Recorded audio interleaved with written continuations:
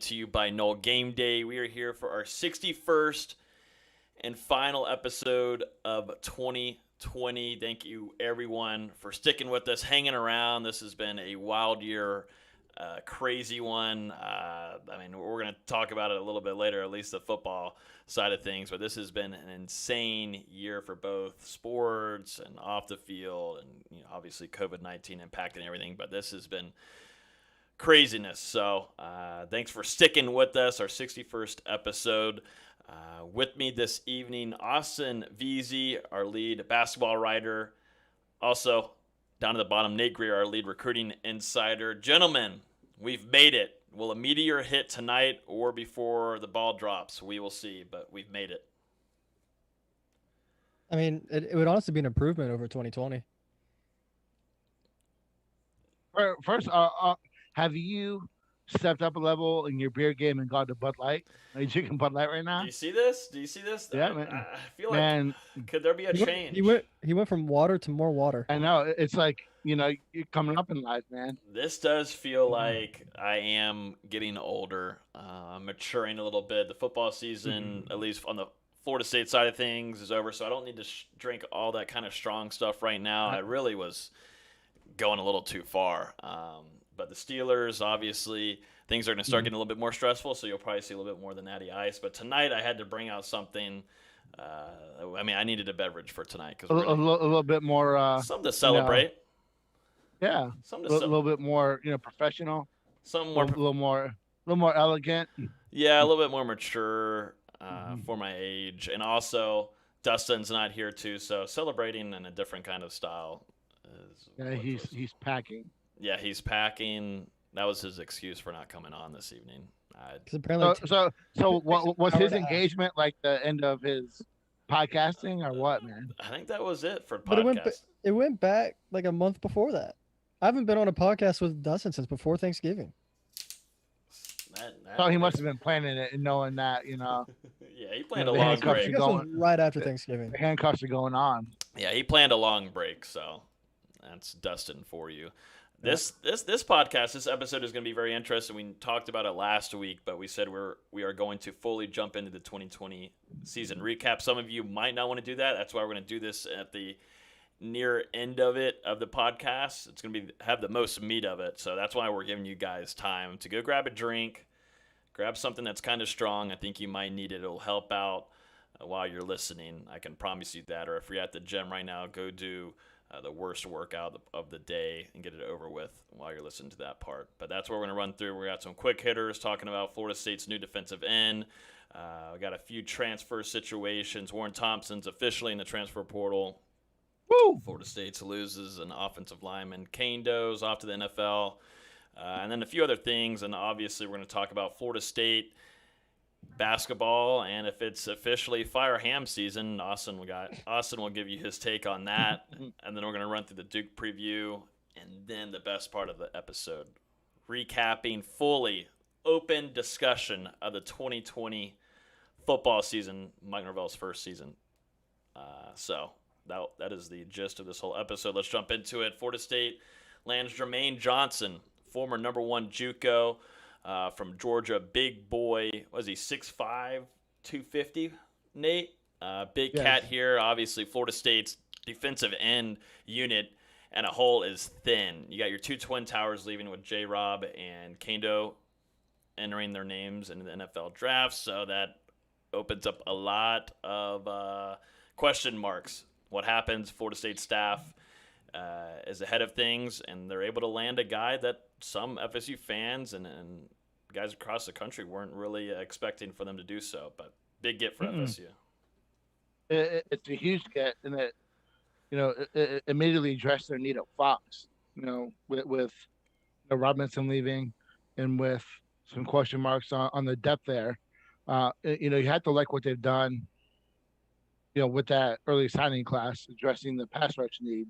But they're still gonna have to hit the portal for another guy to replace Kando. But getting Johnson in, he was, he didn't play a super ton. He started 2 games for Georgia, but I know everyone's all about PFF now.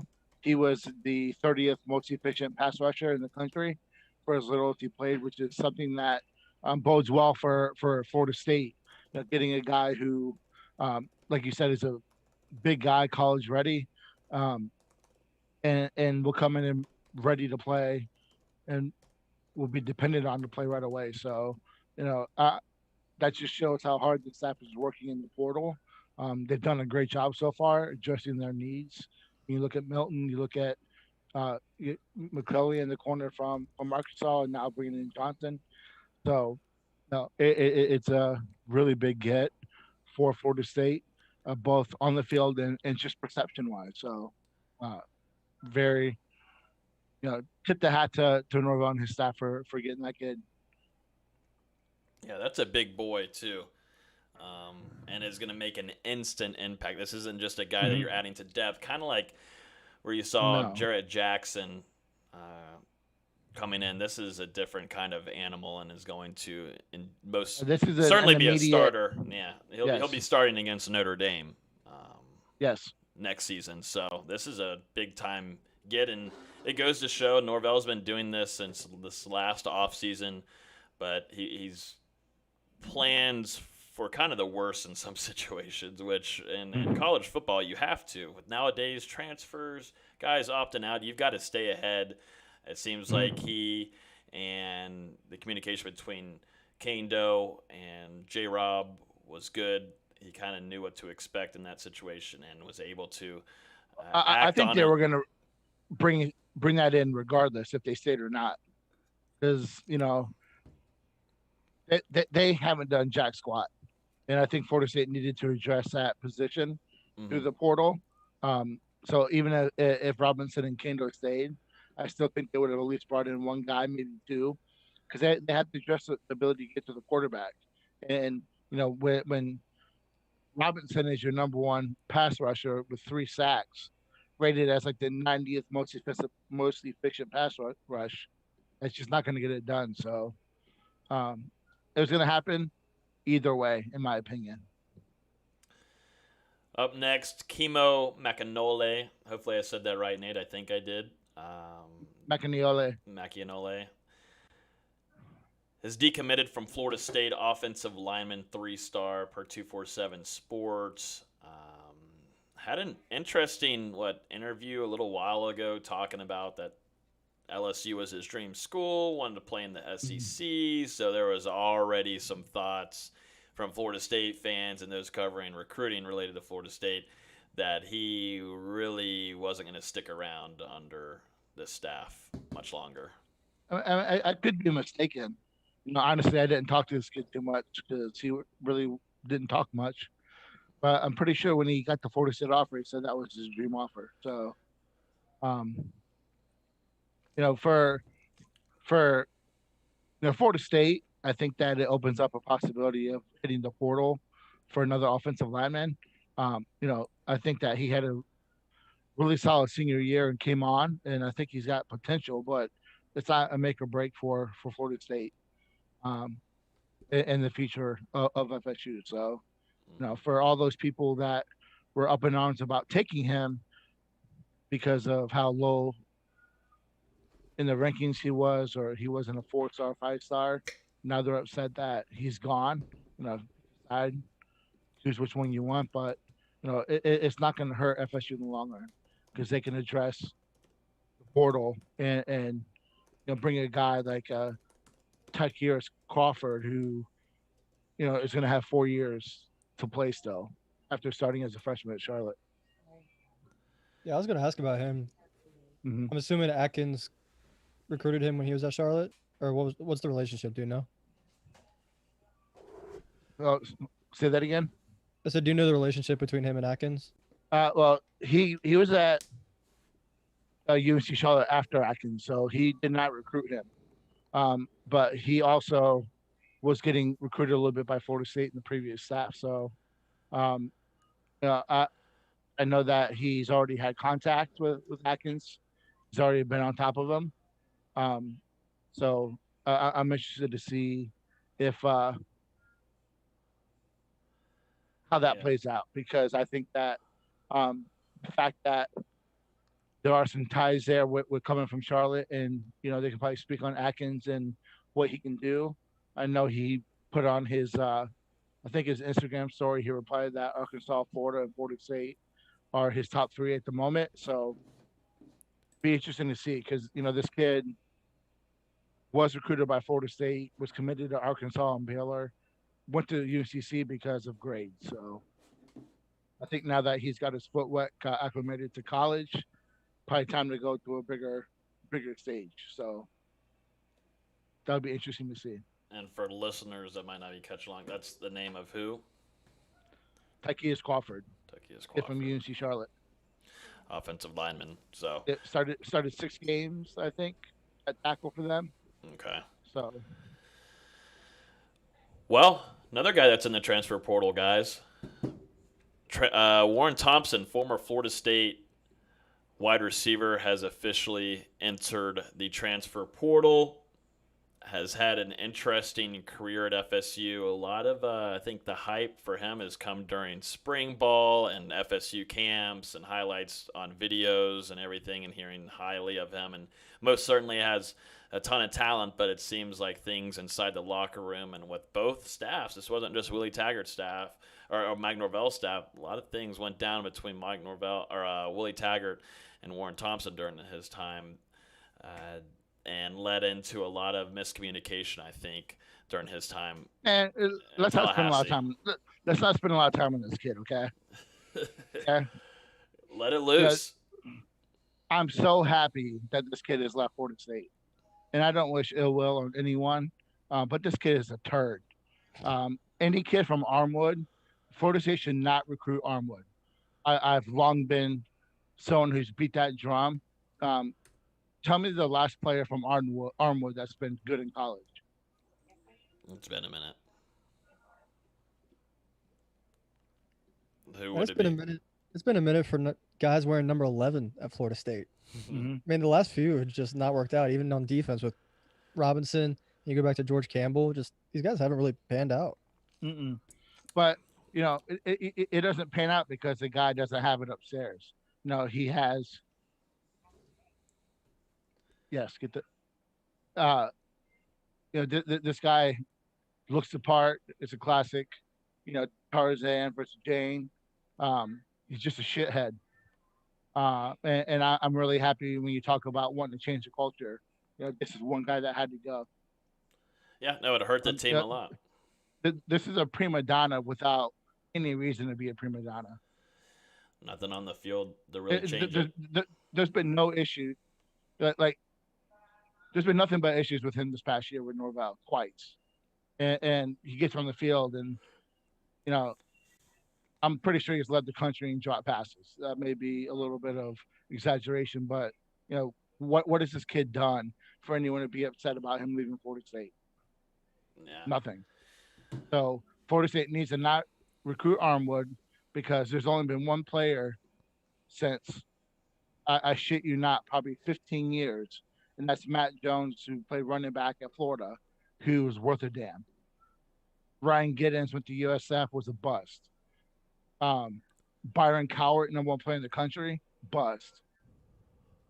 I mean, Leon McQuay went to USC, bust. Fuck Armwood. I hate that school. I think it's pretty interesting. You go back and look at whenever Florida State was introducing the COVID-19 protocols and everything, and Warren was pretty vocal about it, going against the administration. And saying I don't know why. I don't know why Florida State would even go back to Armwood with how hard they would keep guys away from coaches away from visiting that school. I've heard numerous stories of where former coaches, former tight end coaches, and former recruiting coordinators would have to camp out down the street or 2 exits up on I-4 in order to try to get contact with the player because the coaches would try to block contact with Florida State. So Armwood can eat a dick. Yeah. So you're saying that Warren Thompson is the epitome of Armwood. So I'm not really understanding this, though, Nate. Are you saying that you're not a fan of Armwood? Yes. I'm not a fan of Armwood. I can tell. Yeah. I'm not a fan of Armwood.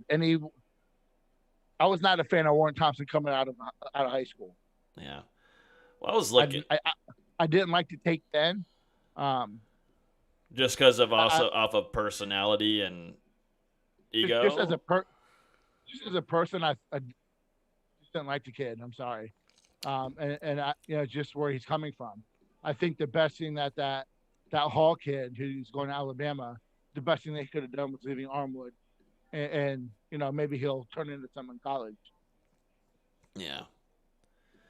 I just look back at whenever the COVID-19 thing was going on, and he went public and saying that he didn't feel like the communication between them, the players, and the admin was right, and he went public with it, letting out a notice and tweeting about it, and then an hour later, 5 or 6 current players on his team were practically going against what he was saying and saying they felt comfortable. That's how he is. Yeah, and they felt comfortable under the Florida State's administration and Mike Norvell and the staff. And then we didn't really hear much. I hope his mom hears it too. She's very vocal about everything on Twitter. So, sometimes you got to look in the mirror and realize the reason why you're a fucking bust is because you don't know how to work. Well, there you have it. Maybe that should be the title of the podcast. Joshua Kando has entered the NFL draft. Like we said earlier, both starting defensive ends are gone for Florida State heading into next season. J-Rob and Kando are hoping to have some promise in the NFL, and he's out of here. Not much really of a shocker on this one, in my opinion. Kind of had a quiet year. A lot of people were excited for him, though. I guess the biggest thing for him is he stayed healthy for majority of the season, I would say. And that's a plus. That's a big win in his books, honestly, if you're talking to scouts. I mean, that's been a struggle for his entire career at Florida State, but he's off to the NFL draft. I'll be interested to see how he does with the physicals, with all the doctor visits and everything getting checked out. I mean, the guy's got potential, There's going to be some team that gets enamored with his size. And, he's had with that him, since high school. With him on the hoof, someone's going to get enticed by it and draft him. Yeah, if someone can get him right, hopefully he can stay healthy. And, you look at Josh Sweat in Philadelphia, it's really good to see him, having a solid year this year. So it's all about health, Yeah, most certainly. If you look at I mean, he's not on the same level as maybe Brian Burns, but I feel like a lot of these guys that Florida State has had are tall, lanky, but for Kando, he's got more build on him. And if an NFL team can get him right, work him in the technique that they feel is going to be productive and make plays, I think he might have a lasting career there. We'll be interested to see a lot of these guys NFL draft. We've got a lot to cover whenever that comes around. But the key component of this is that Florida State is going to lose both starting defensive ends heading into next season. And as we talked about, Jermaine Johnson's going to come in and fill one of those roles. Justin Rice, 6'1", 215, inside linebacker. Nate, you were talking 235. to me. 235, my bad. You were telling me that there might be some potential for Florida State to land this cat. Yeah, it sounds like it's down to Florida State and some Big Ten schools. So I know that Florida State's really working hard on this one. Great offer. He produced at Fresno State, then transferred to Arkansas State and had a really solid year. I don't have his stats in front of me, but I think he had like 7 sacks, a bunch of tackles. When you watch his highlights, he gets to the ball quicker than anyone on Florida State's roster does right now, and he looks like he's a smart player, and has that motor, and it's just a good linebacker. Yeah, I'm interested to see if he can cover in the ACC. I think that's why I agree with Steve over on Conquer Talk, I think he'd be a middle linebacker for Florida State. I think if he wants to play outside, he needs to go to the Big Ten. I do question a little bit of him covering space, but I do think that bringing him on will be another upgrade that this coaching staff can make. So, Ian actually ended up being a semifinalist for the Bednarik Award. I probably completely just torched that, but the award given to the nation's best defensive player. Yep. Had He's a 18 good and a linebacker. half. Tackles for loss. Yep. 7 sacks, I think. Yep, 7 sacks, 10 games he played, 76 tackles. So obviously, either way, if you're looking at a linebacker situation, Florida State would probably like him, but like Nate said, and space would be a question in the ACC. But that'll be someone to keep an eye on in the next couple of weeks or so. I think it would be a home run for Florida State to land him. You have 2 Rices back there with Emmett and Justin. That's the main thing that I'm looking at there. That's my film right there. Corbin, Gaynor, and Sheffield seem to be pretty vocal right now on social media, going after some recruiting targets. See, as we've seen, they've been tweeting all around the space at a few guys. Nate, Gaynor's always kind of taken this role since the beginning, since he was getting recruited at Florida State. And Sheffield's always been very vocal and pro on anything related to recruiting. And Corbin's jumping in also, but it's nice to see that. But could it end up happening for a few? But it's just a good sign to see some current players, which in Florida State's time right now, you need these. You need these guys to step up. Definitely a guy like Gaynor, who's obviously done what he's needed done so far through his career.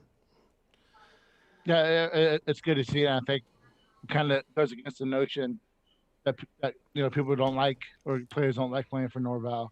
I think people are misconstruing the message of all these transfers that there's something going on in Tallahassee when a purge had to happen.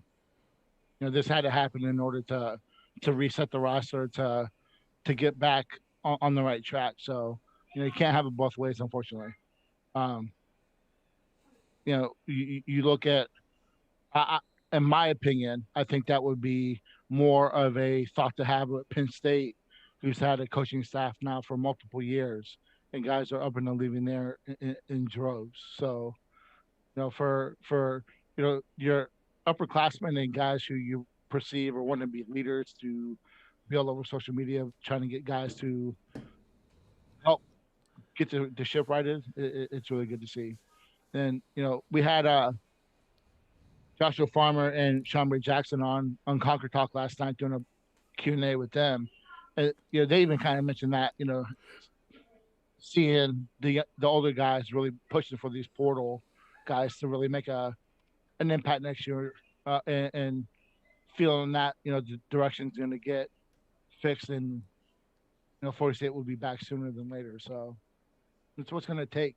It's gonna take a lot, but this is just a start, man. It's a starting point.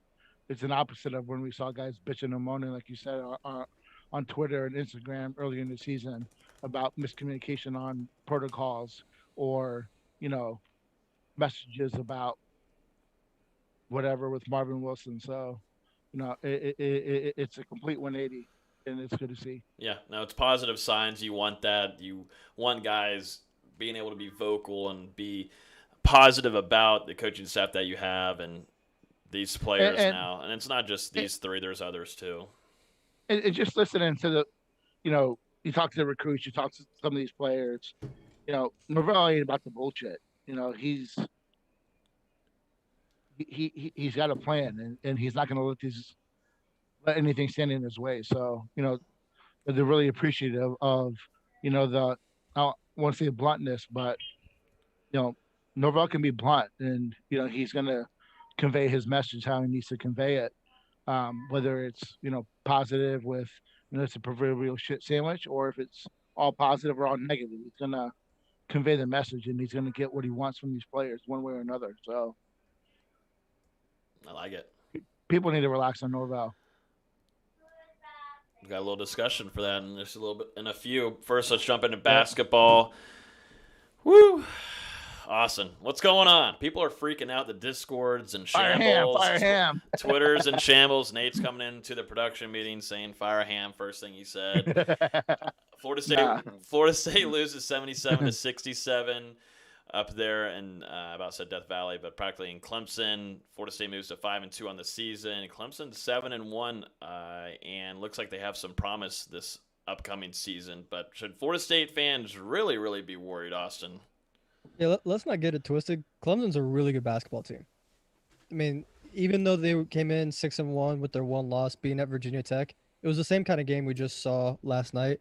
Virginia Tech shot 3 times as many free throws as Clemson did, and they lost a close one.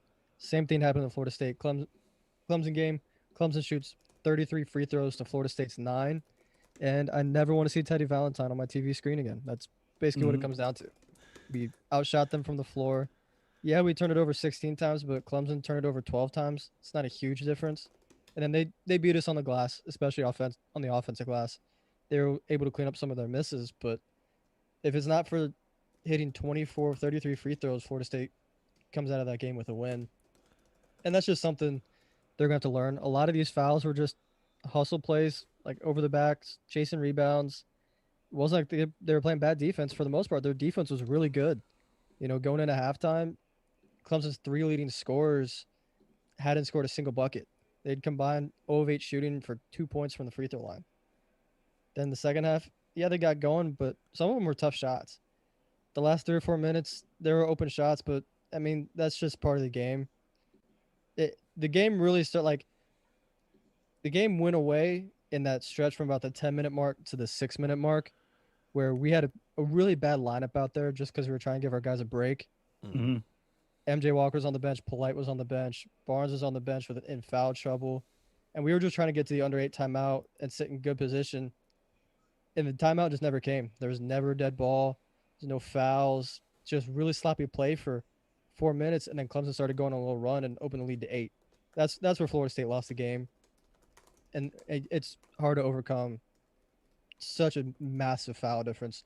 And it's not like Florida State fouled more than Clemson. Clemson was just as physical as Florida State was in that game last night. Mm-hmm. And both teams obviously are great defense, but I feel like this year, and I don't know if I'm just watching more of it, I'm keeping up with it more, but I feel like, man, it's hard for any team offensively to have any kind of momentum on offense when it's just foul after foul after foul. Like, how do you get anything going? How do you even run scripted offensive plays? I mean, just nonstop stopping. It's so annoying. Clemson came into the game with the second best defensive efficiency in the country. And it's not like they played bad teams. I mean, they had one of the harder non-conference schedules in the ACC. They played Maryland, Alabama.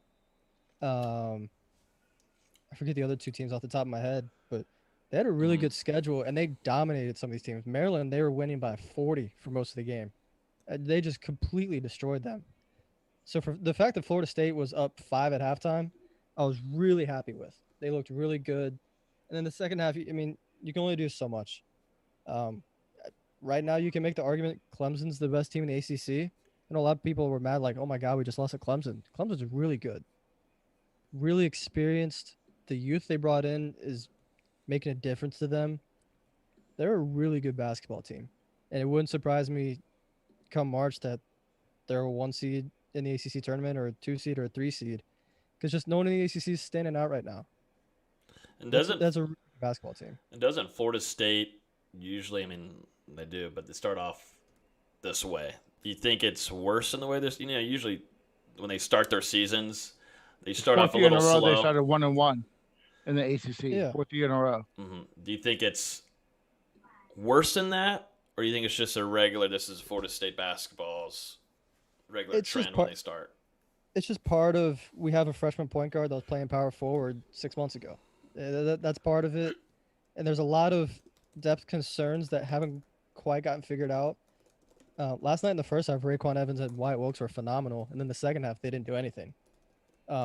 It's part of what Florida State is. It takes some time to gel and figure out lineups and figure out what works best with the certain lineups they have out there.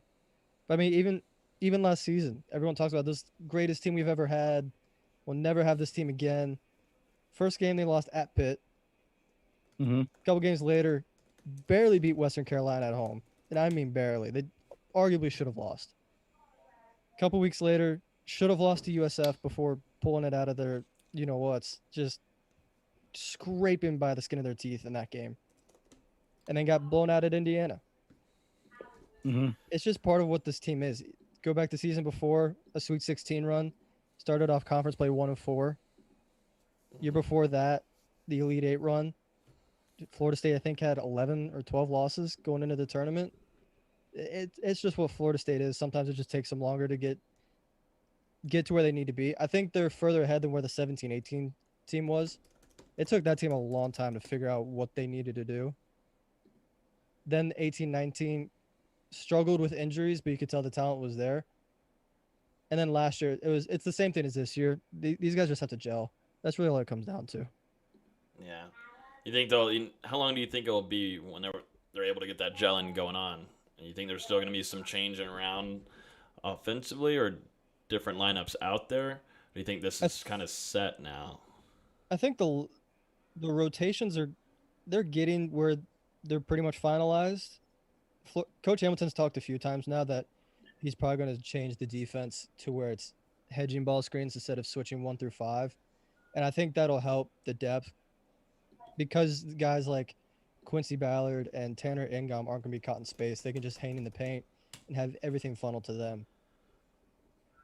There's a chance this team really starts to come together in a couple weeks because these next 5 games are kind of tough. You know, you got Duke, Syracuse, Pitt, NC State, and Carolina. And then after that, it starts easing up a lot. You get Louisville. You get a rematch at Clemson, Miami, Georgia Tech, Boston College, Virginia Tech, Wake Forest. It wouldn't surprise me if these next 5 games, if Florida State's not looking like they need to, those next 5 or 6 games, you see the Florida State you're used to seeing. Meanwhile, not to break up any kind of basketball talk, but it's definitely worth noting, Oklahoma is up 31-13 against Florida and the Cotton Bowl. Things you just hate to see. You hate to see that. It needs to be said. It needs to be said that Travis Hunter is the best player in the 2022 class. No disagreements? We just went way off sidetrack there. Way off. At least stick with me, Nate, on the Florida game. But well, I mean, if you're giving an aside, I'm gonna give an aside. This is your football intermission. Yeah. But no, I think obviously Austin was telling me and Dustin, they both were telling me to drink for this Clemson game, which I did, and I'm glad I did because it was a good chance that Clemson would take this one away. But what did I say in the crew that this just felt like a game that Clemson was gonna win? Mm-hmm. The first 5 minutes were the ugliest 5 minutes of basketball I've ever seen. Yeah, see, I didn't get to see that. I turned that shit off, dude. I was like horrendous. Yes, it was so bad. It was 2-4 after 5 minutes, and I think Florida State had 6 turnovers. It was horrible. 4 of the first 5 possessions were turnovers. But after that, they settled down. The rest of the first half was great. But those first 5 minutes, good Lord. But go in now, obviously, that's a Clemson game, but incoming another one right after the new year. Florida State's going to be facing Duke on Saturday, and it's a quick turnaround after Florida State loses their second game of the season. Time to get right, but they head back down to the TLCC. What's going on here? Do you think Florida State is mentally going to be there for it? I really like Florida State in this matchup. For just the way these rosters line up, Duke does not match up well with Florida State. The 2 guys that would worry me are Jaylen Johnson, who's, I will say, doubtful for this game. He's been out the last few weeks with a foot injury, but we haven't seen Duke play since December 16th. And they've only played 3 games in the past month.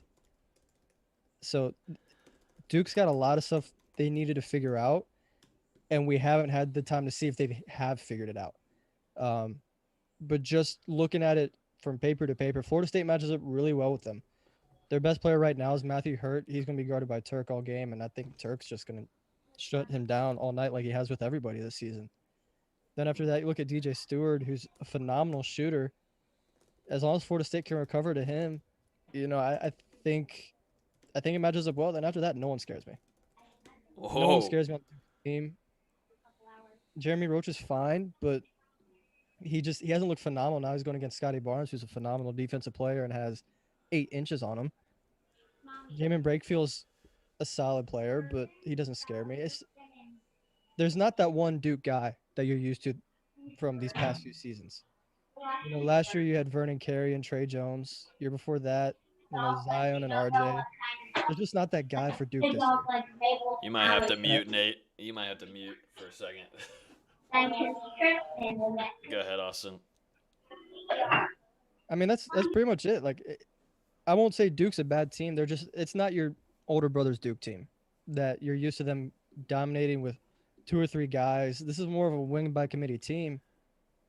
And I just don't think the committee is that strong this year. And have you mentioned, you probably have, but haven't played in almost 3 weeks, practically? Yeah, they haven't played. By the time they lace up on Tuesday or on Saturday night, they will have not played for 2.5 weeks, and they will have played 3 games in the past month. And do you think that hurts them more, or does that help them more? That hurts. Yeah. It really does. If it was a week off, you're like, yeah, whatever. They got so much needed rest, but 2.5 weeks off without playing someone that's not Duke in scrimmages and practice, that's tough. They were supposed to play Tuesday night against Pitt. That got postponed / canceled because of COVID concerns. Pitt's head coach, Jeff Capel, has COVID, and I think one of their assistants does as well. And then they had canceled the rest of their non-conference slate due to COVID concerns. So they needed a game to just warm up, get back in the flow of things. It wouldn't shock me at all if they just come out rusty. Like they look like they haven't played in a month because they basically haven't. You'd like to see Florida State take a nice early lead. That would be very nice. It would be. Florida State feels so much more comfortable playing in the Tuck. What time is that game? I think it's 8 o'clock on ESPN2. Let me double check. 8 p.m. game. 8 p.m. situation. Yeah, 8 p.m. on ESPN2. So that gives, let me see. Let me double check this. So this gives, oh yeah, I get to recover fully on Friday and then be ready for the second on Saturday. A lot of water and food. What's your score prediction? You got one? What are you thinking? I feel like Florida State just comes out and takes care of business. I don't know why. Just Florida State usually plays to the level of their competition. Like the Steelers, yeah. It's just something they do. Even last year, they played a phenomenal game at Duke. They just couldn't hit shots. Outside of that, they played such a great game. And it wouldn't surprise me if they just come out and hit Duke in the mouth. It really wouldn't. I think it'll be a little bit closer just because it's Duke. They're going to make plays. Coach K is too good of a coach to not have that happen. And I think it's going to be a little bit higher scoring than we're used to seeing from Duke Florida State games. I will say Florida State 76-70. Okay. All right. Florida State bounces back. I like it. Nate, what are you feeling? 80-40. Hey, if it's like the game in 2017 where Coach K was out because of back surgery and Jeff Capel was coaching, that was the Grayson Allen game where we beat them by 30. Got booed off the floor. If it's anything like that, oh my God. We're telling elite lies. Yeah, I think it'd be like 77-65. You can take that any day of the week. Mm. I'm going to go 7. I'm going to go, I think it's going to be scoring. I think there's going to be a lot of scoring. I'm going to go 81 to Duke 66. Stays a little closer. Stays a little bit closer. I hope so. I mean, oh, wait, not. You know what? I did it. Let's go. My gut told me that, so I'm sticking with it.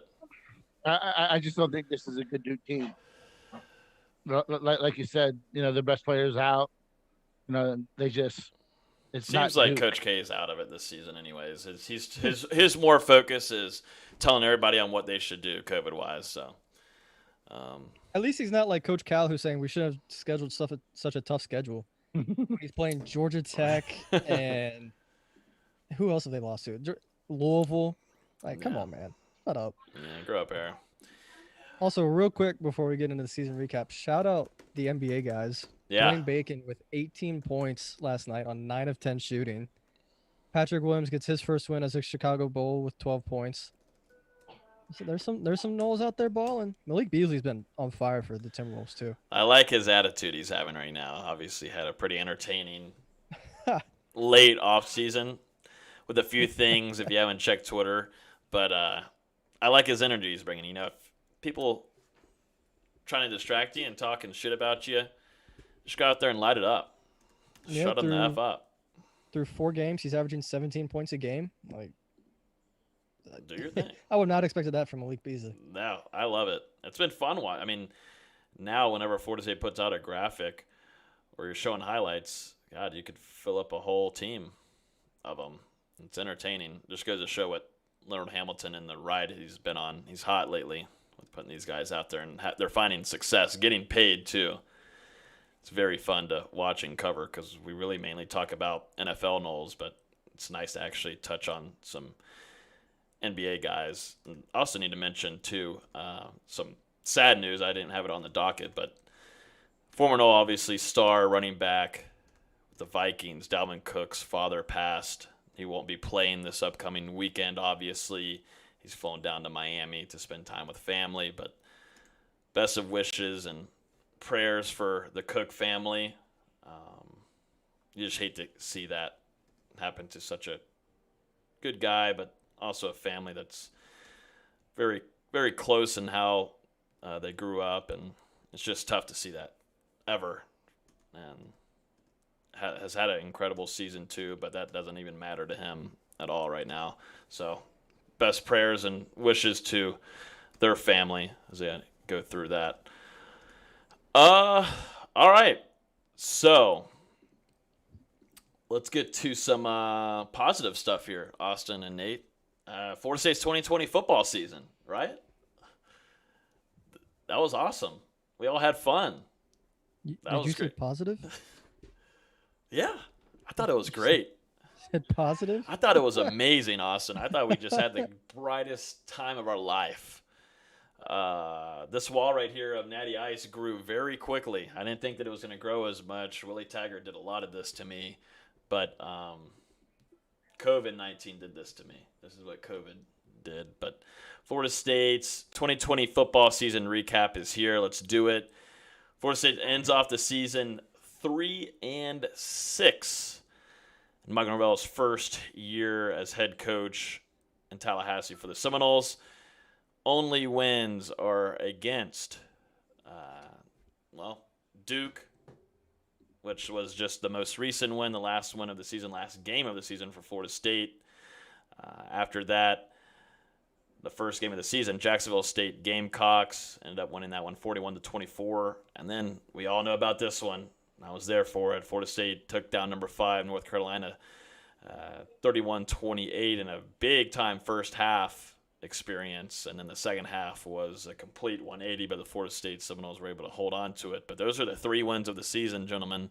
A lot of cancellations, a lot of getting used to new things, a lot of protocols, almost a month off of playing a football game before they faced the Blue Devils and were able to get a win there. But just open discussion here. Thoughts on how the season ended and how it started. Just give any takes and we can just have a discussion. Get your drinks. If you haven't gotten your drinks yet, I would suggest grabbing another one because that's what I'm about to do. I think we all started the season with such high hopes because of what Norvell had done at Memphis and the offense he was bringing with him. And again, we overlooked just how bad the culture in the locker room was and how much he needed to turn this roster over. We realized that about halfway through, like once these guys started opting out and we started playing the young guys a little bit. You know, a lot of us were predicting 9-2, 8-3, 7-4 before the season.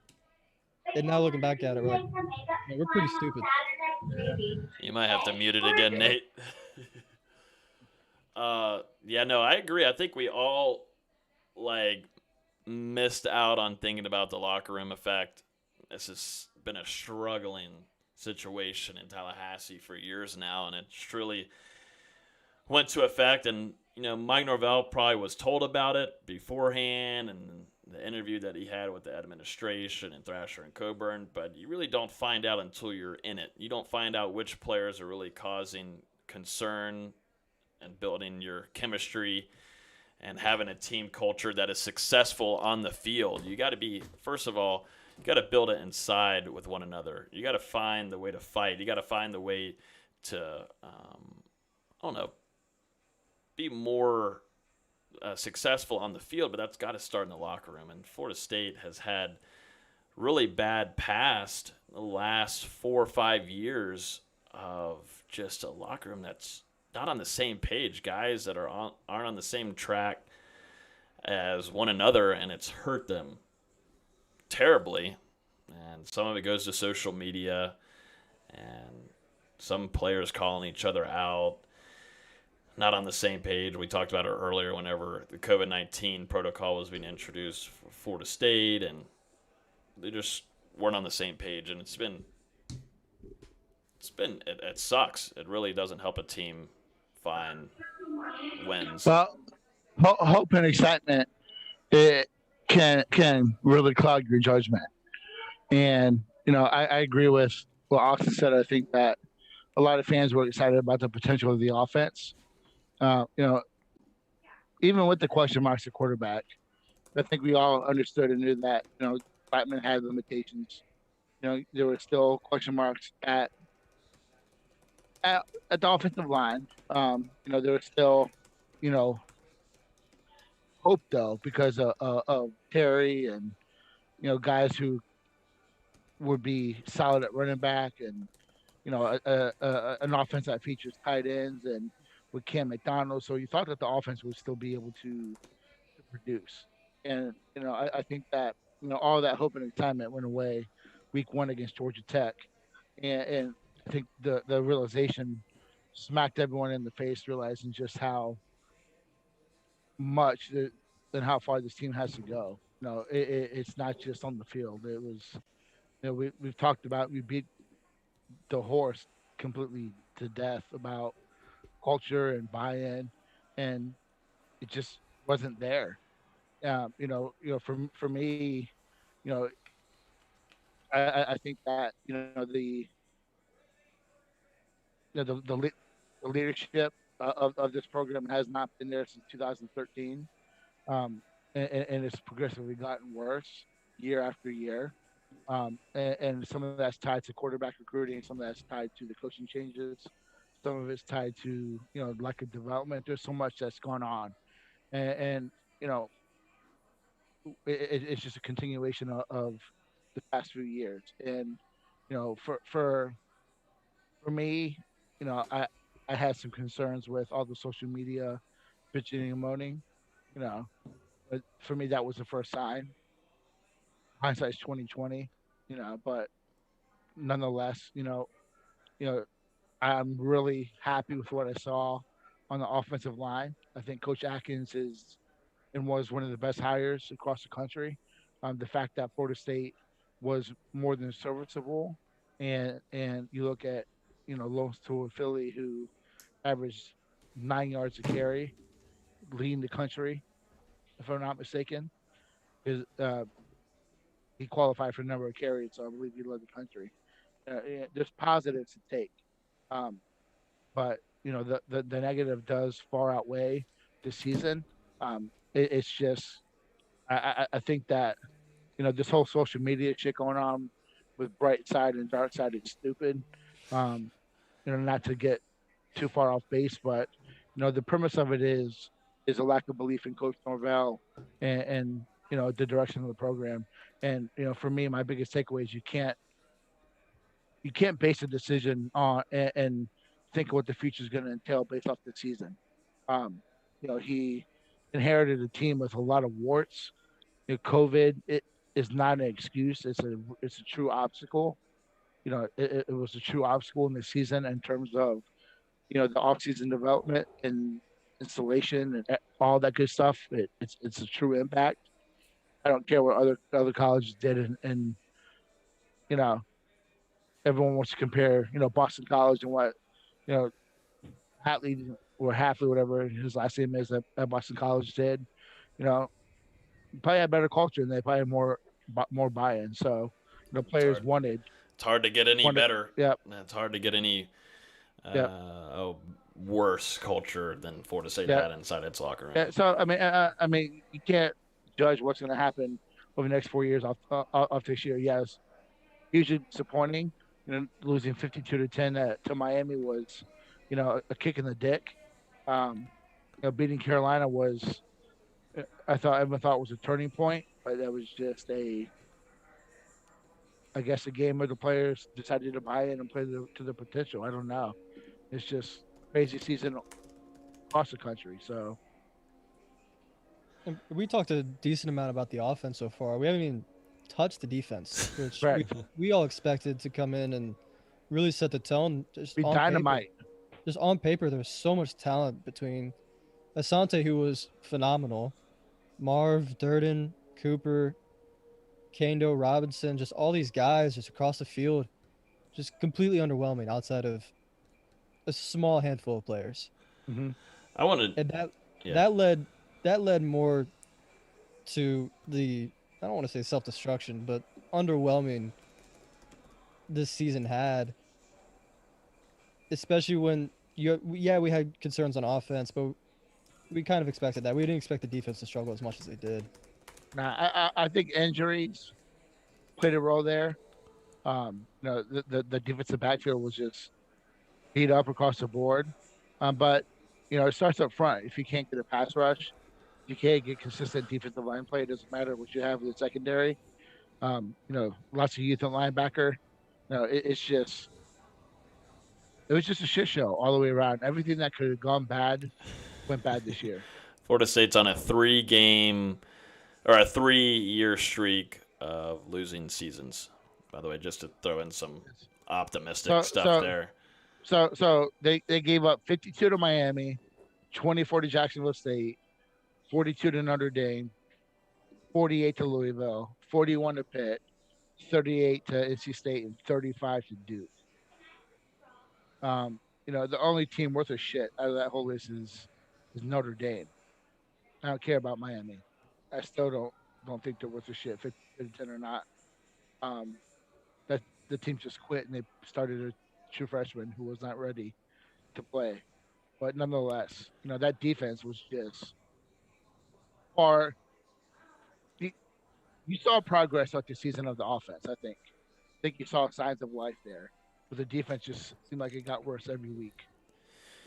Yeah, and going back to the offseason before I give some thoughts too on the defense, in the situation where I don't think this team was on the same page from the very beginning. It starts whenever Marvin Wilson called out his head coach on social media. His coach that had just arrived there practically called him out on social media.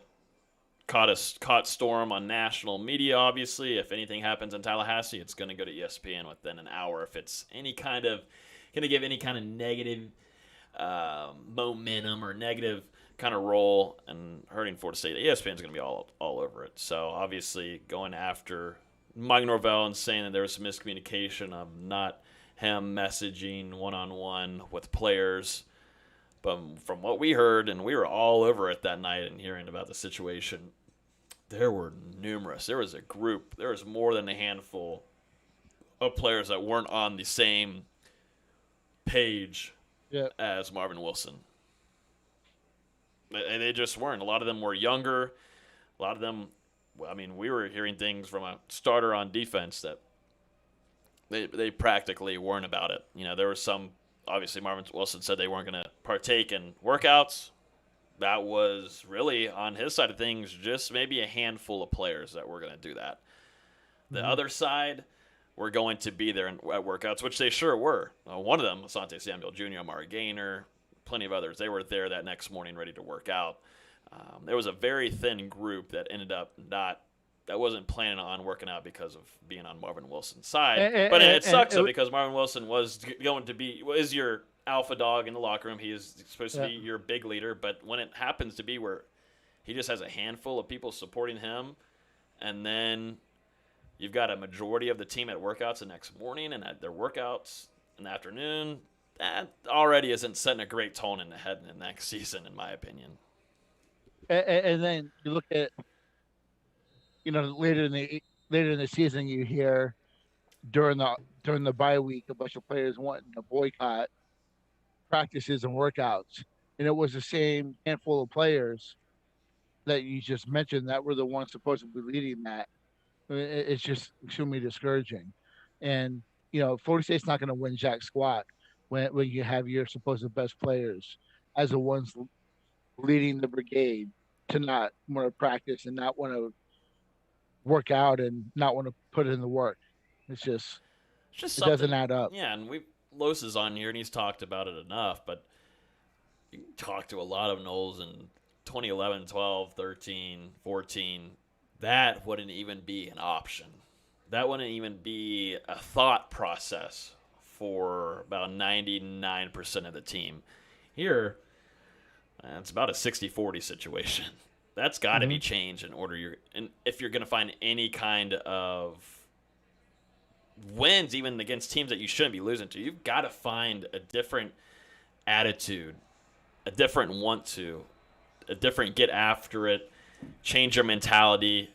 I think this team's got to work on mental before physical, in my opinion. They've got the physical attributes. They had a great offseason with Coach Storms, did a great job in doing what he needed to do with a few guys. But the mental state is something this offseason I hope Norvell is working as hard as he can on, because it's been shot for a while now. Every big time college now has sports psychologists. Jimbo was doing it for a while. You know, these kids have a lot of pressure. With stuff going on at home, academic requirements to meet. Practicing 20 hours a week. You know, they have a lot of pressure, but I'm also one that thinks that to like we talked about Warren Thompson. It's got to be a want to. It's got to be a desire to, and that stuff can't be taught. You have to have that coming into college. So it's just so many things added up and negatively impacted the season. Um, you know, and until the mindset changes, until the work ethic changes, it's going to be as it is. That's why we're on 3 straight losing seasons now. And And I think we've talked a lot of cons so far, and especially with COVID-19 and the delays it gave to the season and the inconsistency it provided. The fact that Norvell can get some of these bad culture guys out of here with no punishment to APR, could play the young guys and not have them lose a season. I think that helps a lot. You get to see what you have and the guys that really want to be here and wanted to buy in, and get the guys out of there with no penalty to the rest of the team. I think that's important. If this happens in a normal year where you can't get these guys out of here, how does next season look? It may be an even longer rebuild. But now that you can get these guys out of here that we've been calling them mental midgets all season. Now that these guys are gone, maybe we can go into next season with a little bit of a brighter outlook. yeah, and I want to address that list a little bit. Um, you know, when I put that out there, that wasn't a locked. Everyone's going to leave. It was just what we had heard at the time, and I think when you look at the list, the guys who had to leave left. And that was in Um, October. yep, and you look at Dante Lucas, who pretty much begged to stay. I expect His if locker he had been does cleared. stay, yeah, he's going to be on a short leash. But you look at like Austin said, the youth. That there was a youth movement as the season went on. And I think that's when you saw more effort. And you look at a Robert Scott who is getting recognition as a preseason or a freshman All American. You look at Toa Philly. You look at on defense with the linebackers with Dixon and DJ Lundy. You look at the defensive backfield with Sidney Williams getting a lot of playing time. That is going to help them more than anything. Having that playing time under their belt and without losing any academic or whatever you want to can't even say it right now because I'm watching Florida getting their ass whipped. But um, but they're not losing the season of eligibility. So they've been through it. They're going to learn from it. Um, the future, the team's going to be fine. What's crazy too? Let's go to another name. We talked about Marvin Wilson. It's Marion Terry. Was the first part of the season. Didn't hear much about him. Wasn't much of anything. Mm-hmm. Gets hurt. Isn't fully healthy. Practically ends up opting out. Yeah, I'll give him props for Notre Dame game though. I'll give him props for that game. He pushed through an injury and played really well. Yep. Yeah, you could tell he was struggling with injuries that game. He was There's a few breaks he was really slow in and out of, and the fact he put up over 100 yards, it was just dynamic all game. Was a testament to him that game. But for the most part, you still expected a little bit more. Mm-hmm. And he may have not have gone about leading the right way. I know we had a 45-minute disagreement on that between Los and Nate. That was good. That needs to be in the top 10 of the episodes this year. But I feel like that was still a move that needed to happen. As talented as he was, it was something that needed to happen. Mm-hmm. Sure. And I'm interested to see, the route for him. Obviously, he's signed with an agent and is going to be prepping for the NFL Combine. But I think there's a whole 180 Rick though. Ross. I think there's with Rick Ross's. Come on, dude. Really? But I think it's pretty interesting to see the whole 180 from let's say Asante Samuel Jr. to Marion Terry. I think they're just on different levels on who I think is going to last longer. My money is all on Asante Samuel Jr. just off of work ethic plus his ego isn't at the same level as maybe where Terry's is. And that's going to play a vital part in him, and when he's having interviews, talking with scouts and such. But he was supposed to be a big vital role in this offense this season, and that just wasn't the case. We had a graphic made for Blackman, Marvin Wilson, and Tamarion Terry that had been on my locks during this entire season, and that was completely wiped. Definitely once Marvin Wilson decided to opt out for the rest of the season. So, it was just a complete wash of what we thought would be. That's about as straight as you can say. Yeah, it was fun to see Jordan Travis and what he can do with the ball in his hands. But I think we're fooling ourselves if we want to make him the future of the team. I think we're fooling ourselves. That was another discussion we had a month and a half ago. As great as he played, he's not a Norvell kind of guy. No. Norvell made it work because he had to, but it's not what the team needs to be moving forward. That was just, in my opinion, good coaching. You have Alex Atkins who, ran that, option shotgun stuff at Tulane as an offensive coordinator. You got Dillingham and Norvell who are super creative play callers. They made do with what they had. As soon as they realized that Blackman was just a mess, and everything went down with him. Jordan Travis is limited. I think we saw him hit his ceiling. I think there's a role for him in this program though, as a playmaker. I think that you have to get him the ball. You have to put him in situations. And I think he's going to make plays, but he's not the quarterback of the future, which is why we saw them go get Middleton, which is why they went after Luke Altmaier so heavily. That's why they believe so much in Chubba Purdy. We have to be realistic. And I think that it's not realistic as a fan to think that this guy can be an every week starter for Florida State. Even if his role going forward is just hitting threes under the moniker Anthony Polite, at least he's doing something. Yeah. But I agree. He's got a role in this offense going forward just because of how talented he is in space. Yeah. He's real shifty in the hole. Just avoiding tackles. I don't even know how many broken tackles he had, but it felt like 100. He was able to make so much out of nothing, time after time. And the first time he completed a pass, I thought it was a freaking miracle.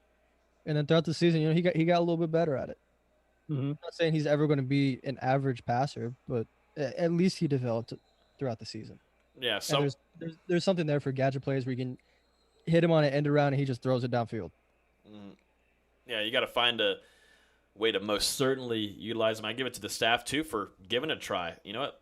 Throw Jordan Travis out there. He wasn't expected to practically play much of any this season, but the staff gives him a chance. I do wish they would have given him more plays of allowing him to throw it deep. I feel like they sometimes limited him too much. You know, he'd have some great deep throws and connect well, but then you just wouldn't see any of it for the rest of the season. I feel like if they would have threatened a little bit more deep with him, that would have opened up a little bit more of the running game in some scenarios and pushing him out to the side. But you got to find a way to use him next season. I don't know if you put him at wide receiver or you just run him kind of like Braxton Miller was in Ohio State. You got to use that kind of talent. Not only is he shifty, he's hard to tackle, but he's got great vision. He has a vision of a running back.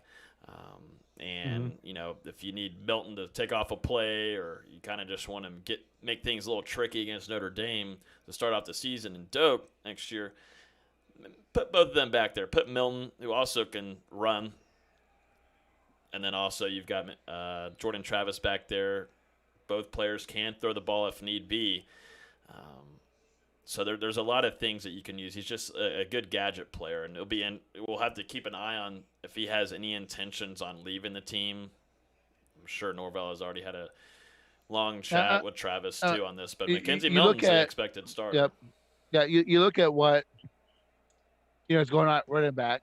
They lose Webb to Troy. They're not. Looks like they're not going to bring in a high school kid, and there's some talk about maybe a possibility in the portal, but I think they at the end use that scholarship in the trenches somewhere, or on a second linebacker, or another receiver. I think they use that scholarship elsewhere, and I think that's the role where, I'm not saying he moves to running back, but I think that he can be your guy for on certain play calls that can run the ball for you and be a quasi running back. So, it's going to have. I think that it got really predictable with him at quarterback. So, what about the running? Go ahead. Let's say, what about the running back unit? Looking back at it this last season, I either said it on here or we were talking about it before. Steve over at Unconquered Talk put a stat out where Florida State last year was 98th, I think, in yards per carry before contact. And this year they're 17th.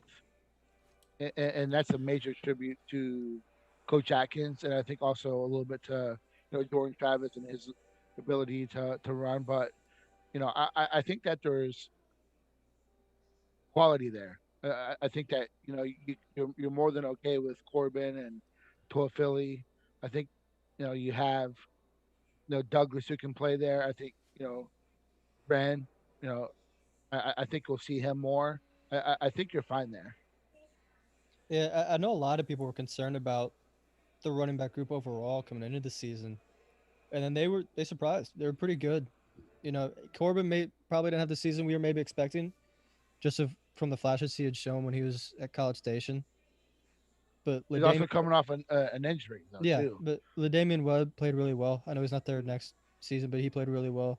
Toafili, when he was in, I thought played phenomenally, and the cases there he should have played even more throughout the season. And then with Jordan, he got banged up. Yeah, and then with Jordan Travis, his running threat, it just opened up so much for the rest of the running back group.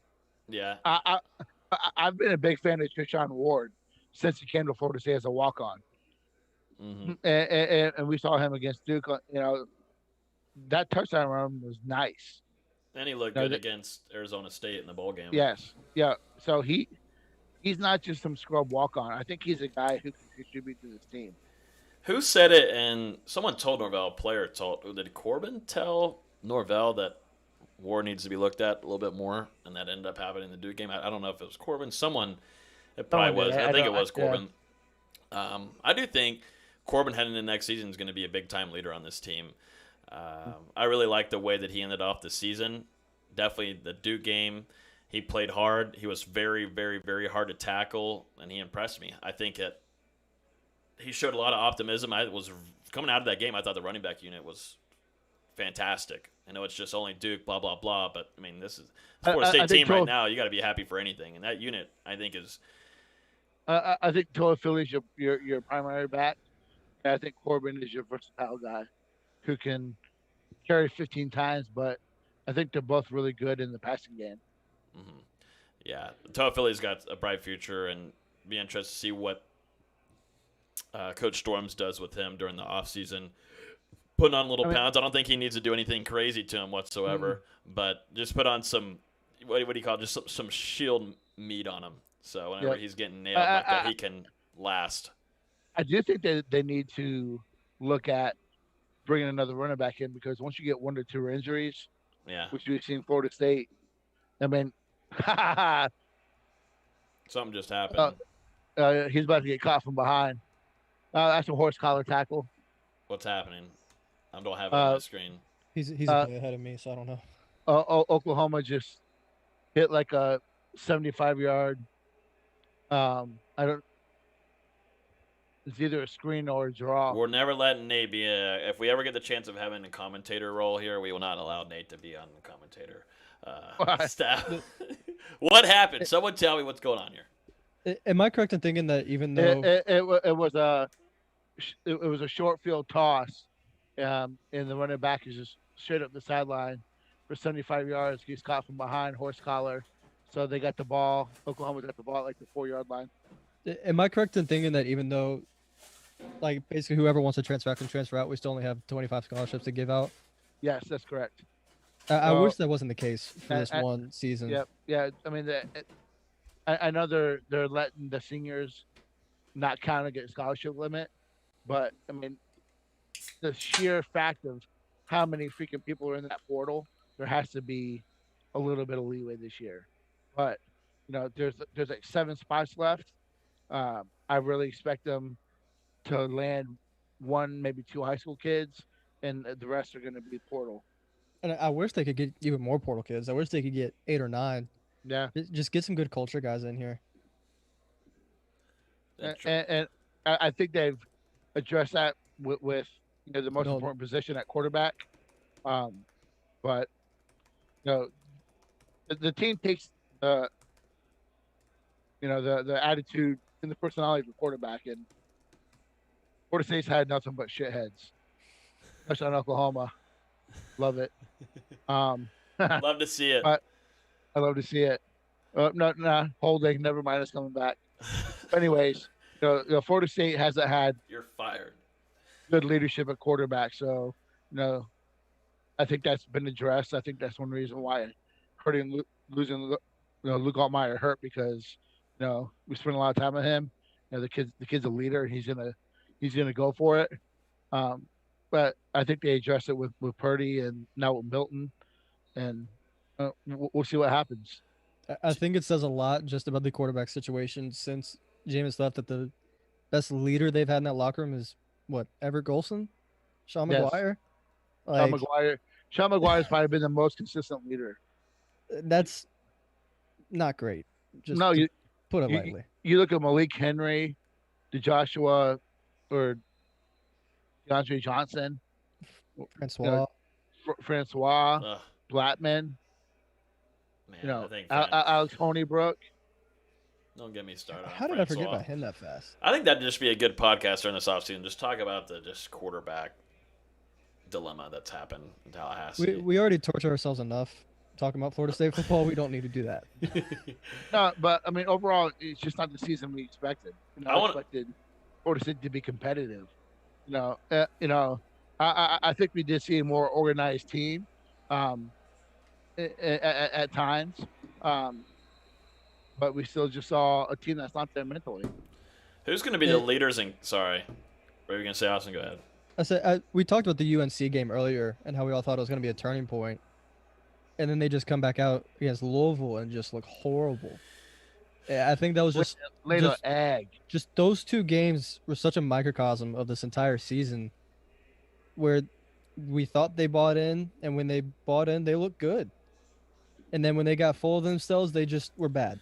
Yep, and that's what goes to not having a mature locker room. I mean, I think I predicted that for during our season record predictions and all that. When we went through game by game, I said Florida State's going to upset North Carolina. I think I was one of the only few that picked that, but then they're just going to not be able to do it against Louisville.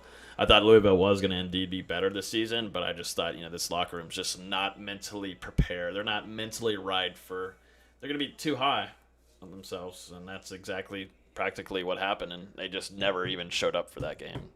I was going to ask you guys also, who's going to be the leaders, if y'all are going to predict leaders and captains for next season to you guys? I mean, Milton's for sure the favorite there. Mm-hmm. Yep. Maybe Robert Cooper on defense? Either Cooper or Rice? Just as it leads right now. I'd say Gaynor, at least defense. Gaynor, probably. I'd say on offense, Milton. Say Milton. For sure. Yeah. Maybe Cam McDonald, Corbin. Those 3 stick out right away. Love Taylor coming back is really good for Florida State. You look at defense. The guys that say that to me. I throw a name out there, Dennis Briggs, who I think showed a lot coming back, and was arguably the best defensive lineman Florida State had. I still think that Briggs and Fabian Lovett outplayed Shithead Durden and Marv. So I think that you look at him. I do agree with Gaynor. I think you look at a guy like Travis J.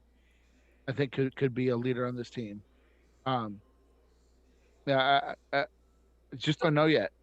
No, I want to see what happens in the spring and hear what happens in the summer before I really talk about that. But for me, the only guy for sure is going to be Mackenzie Milton. And there's still a lot to be figured out defensively with the transfer portal. Mm-hmm. Like we talked about the Arkansas State linebacker. I'm sure there's going to be more guys that go after. There's still a lot of moving pieces on that side of the ball before we figure out this guy's the captain, this guy's going to be the leader going forward. I'll put Gaynor in there too. I think Gaynor's going to be a leader. But, I think the coaches got to find out what they want to do with him. He's kind of positionless. I didn't like right what now. They did to him at the middle of the season to the rest. I mean, most times I saw him was in end zone packages. I think that is so stupid. The majority of snaps are going to Leonard Warner. That was something that Adam Fuller, that's fireable offense. Yeah, they got to figure out what they want to do with him because he's a talented player. And you got to figure out what the role is and what you want from him. And, I think it's kind of, I'm not saying he's by any means a Derwin James level player. But I think sometimes, coaches have this versatile player who can do a lot and they just don't know what to do with him. I think Charles Kelly was just completely lost with Derwin James and didn't know how to use him correctly. And that's straight from the horse's mouth of people who were there. I think it's a little bit of the same with Gaynor. Fuller didn't really know what they could get out of him or what to do with him. The fact that this team struggled so much, had 10 sacks on the season, and Gaynor showed as a freshman the ability to get to the quarterback, you at least could have made him, a pass rusher at minimum. The coaches as a whole, they're not beyond, conversation about this season. They're just not. And I think that we saw some situations on defense because of a lack of trust and lack of buy-in, and that's got to be fixed in order for the defense to get fixed too. If Fuller's still having problems, the fact that even was talked about or even maybe addressed, I would think he's on a short leash going into next year. Yeah, most certainly. Amari Gaynor still led the season in tackles, 36. Emmett Rice, number 2 at 27. Trying to look at sacks. Kando had 3 sacks to end off the season. Najaldine comes in and has half of that. 1.5. Corey Durden, half a sack, 3 tackles on the season. Get out of here. That feels high. It didn't feel like it had that kind of impact. Most DBs, I will say, had more tackles than Florida State's defensive line. Three tackles on the season. Don't say. Don't tweet. The number one look at me player on this team had 3 fucking tackles on the season. Don't forget, it's personal next year. It's personal though. That's personal for Let's see. Let's see if it can even get the grades in order to finish that eligibility at NC State. I think it's 50-50. I think another storyline, the linebacker unit, which surprised me a little bit just of the personnel they had in there. It was completely flip-flopped. It went to Lundy and Steven Diggs Jr. You never saw much of McCray and Deloach at all. And that surprised me, I will say. I thought we'd see more of McCray, I should say. Let's talk about Deloach. I was expecting to see more McCray of anybody, but just to see that, which I'm not against it whatsoever, but to see 2 youngins, and we heard great things about Steven Diggs Jr., still got some learning to do with watching film, and Lundy, but go ahead. On who? Talk about my boy, Deloach.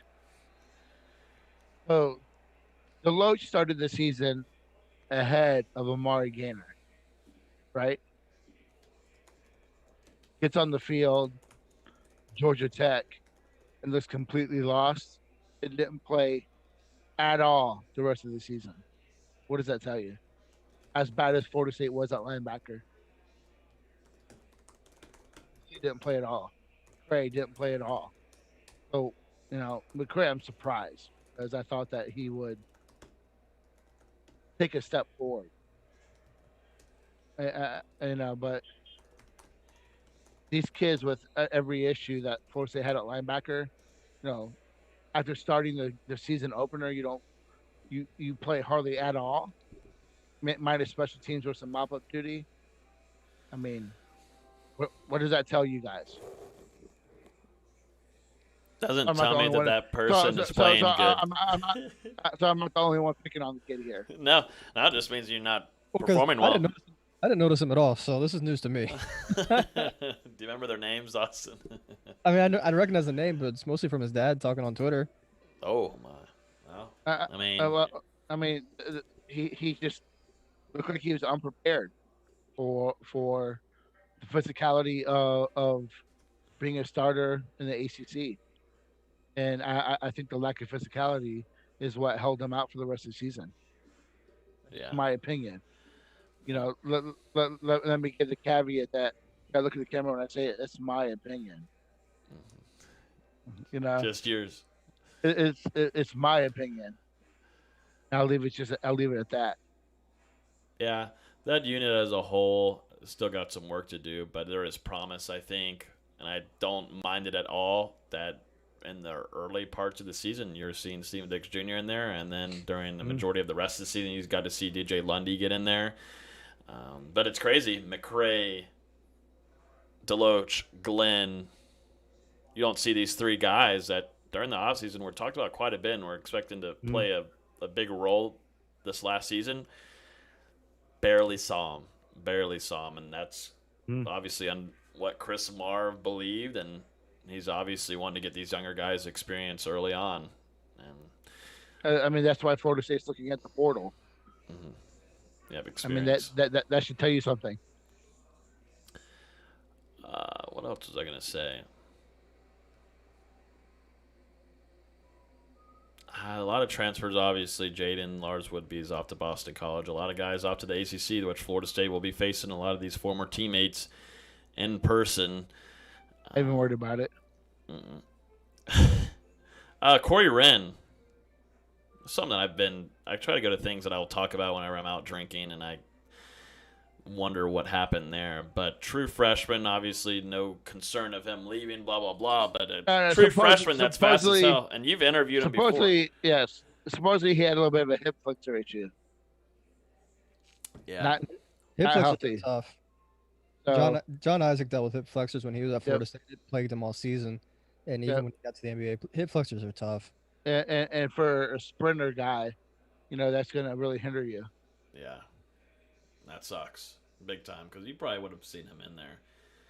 Yes. But we wanted to see him more kick return, running back even, utilized in packages, I think you'll see a lot more of him next year.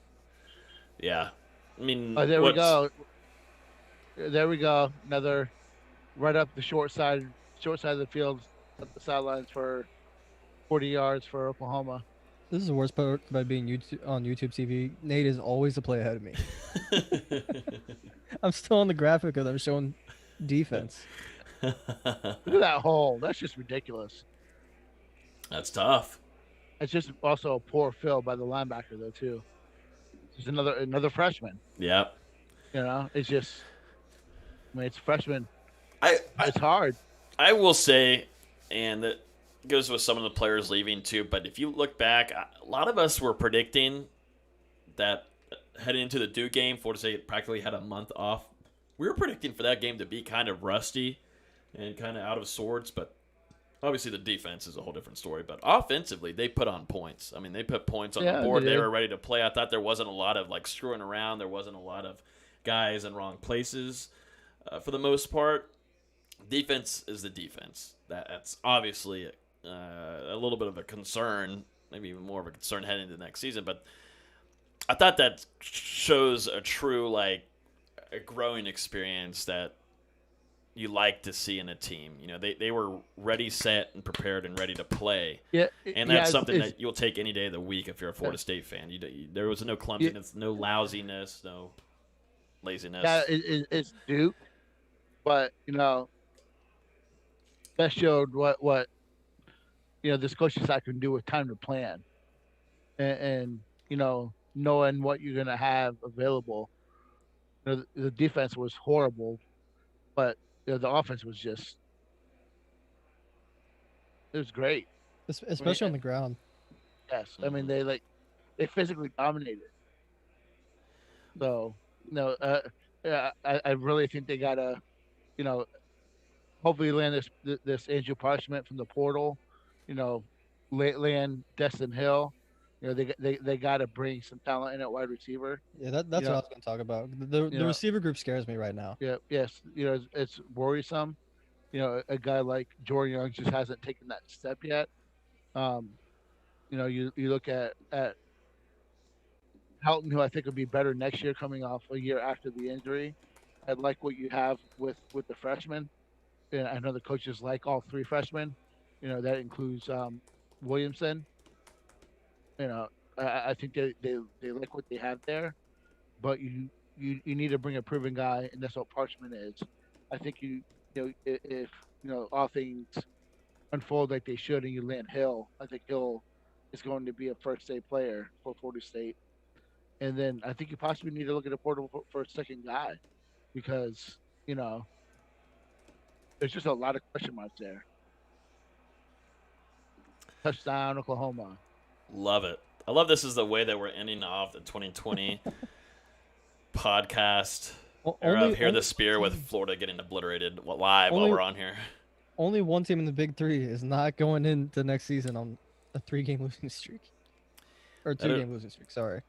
Yeah, guys. Florida State right now is going to be the only team on a winning streak heading into next season. You love to see it. Final thoughts, everyone. Florida State ends off the 2020 football season 3-6, 2-6 in conference play. They averaged about 26 points per game, 85th nationally out of 127. Opponents scoring an average of 36 points, though, 107th out of 127 in the country. Isn't that a record for Florida State? It's got to be. It's not listed on here on this site, but it's got to be practically close to it. I know it's the most of my lifetime. Well, then, What, you're like 85, so I'm just kidding.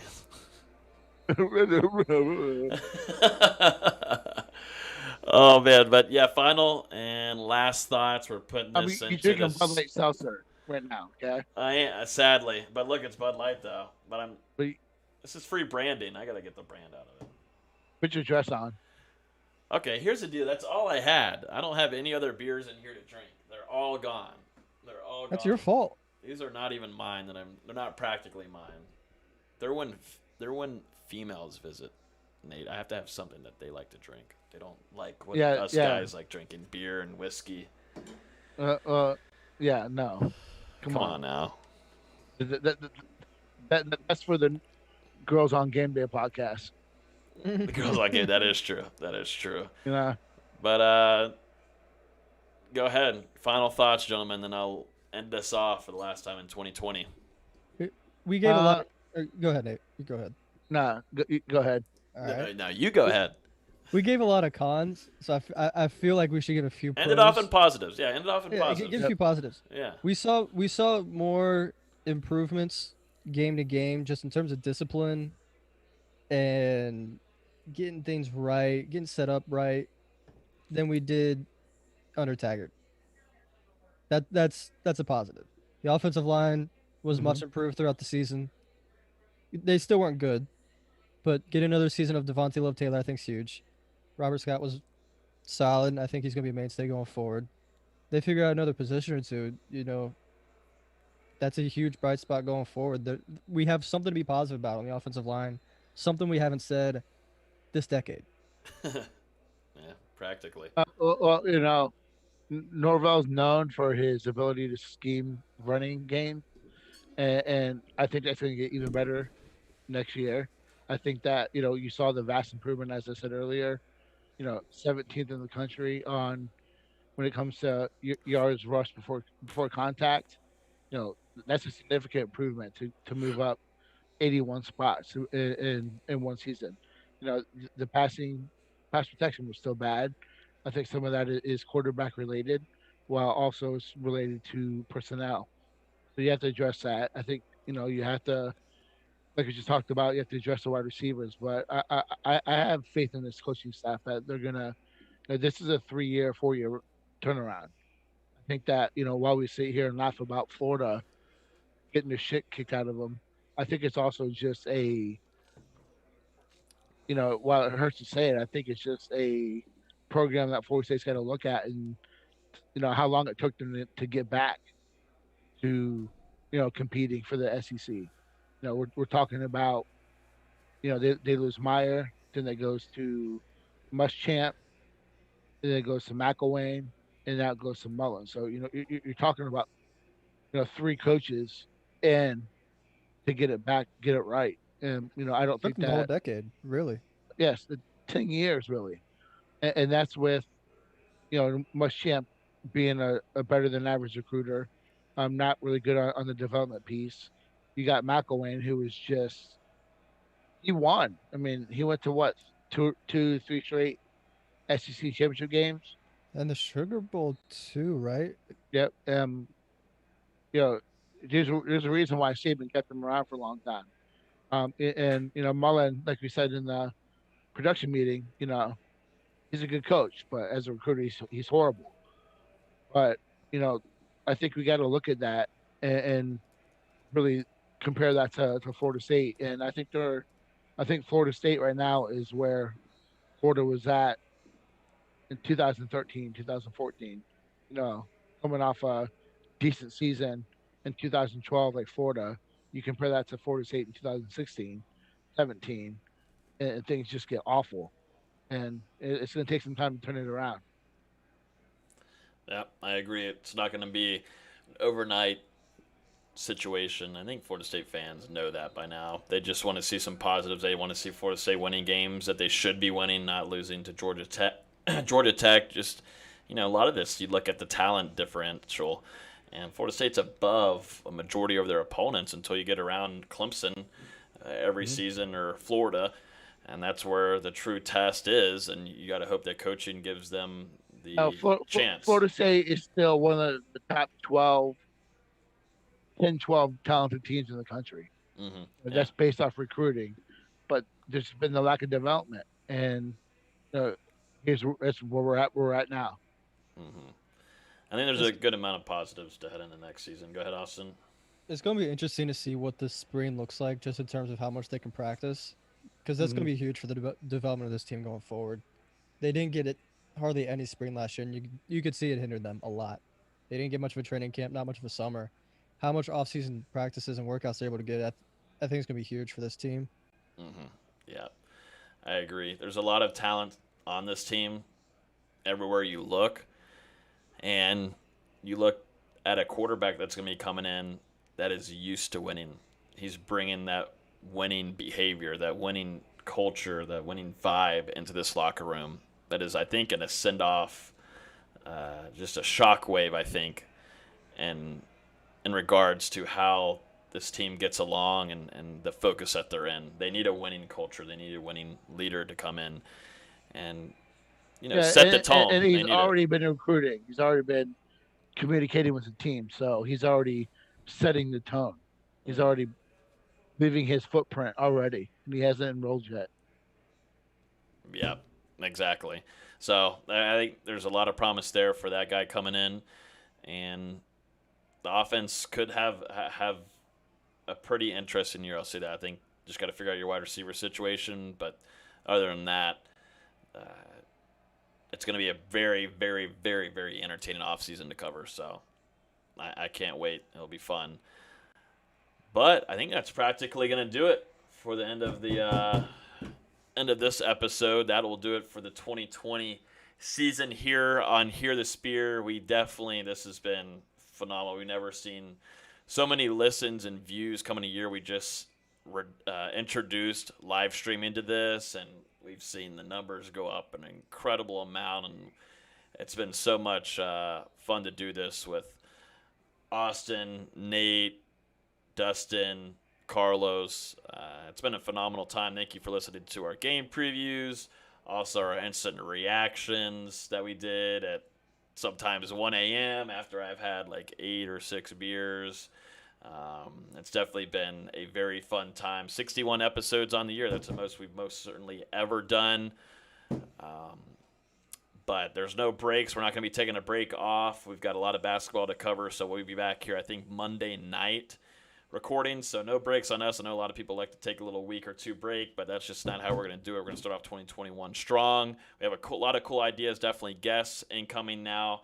We're going to work on trying to get some former teammates of Mackenzie Middleton on here and try to discuss and talk a little bit more to get to know what Milton's bringing to the table, both on the field but inside the locker room. Also some other guests that you guys have suggested. So now that it's off season, it gives us a little bit more time to plan and schedule these things in advance. So definitely looking forward to the next couple months on here. But as always, thanks so much for listening to Hear the Spear, presented by Knoll Game Day. Enjoy the rest of 2020. As always, you can listen to this podcast on iTunes, Google Play, YouTube.